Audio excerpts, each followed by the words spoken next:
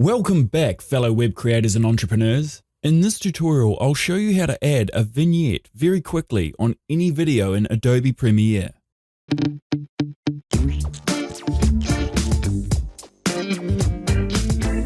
Kick things off by selecting the video on your timeline that you'd like to add a vignette to.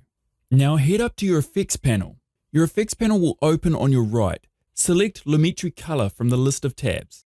Alternatively, you can select the window menu and tick Lumetri Color, and this will open only the Lumetri Color panel by itself.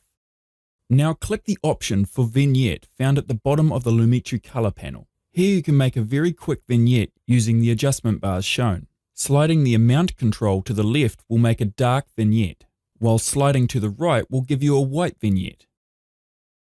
Sliding the midpoint control left or right simply moves the vignette's ring inward or outward. Now moving the roundness control left will align the vignette with the rectangular shape of the video frame, while sliding it right will generate a circular vignette.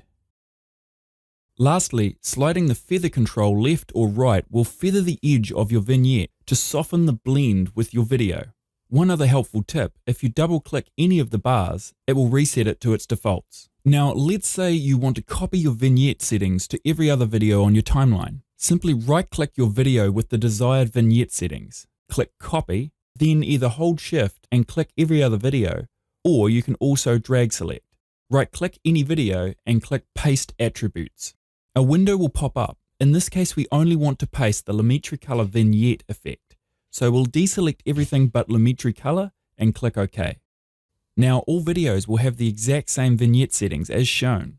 And that's it for this tutorial. I hope you learned something new. Thanks for watching, and I look forward to seeing you again soon.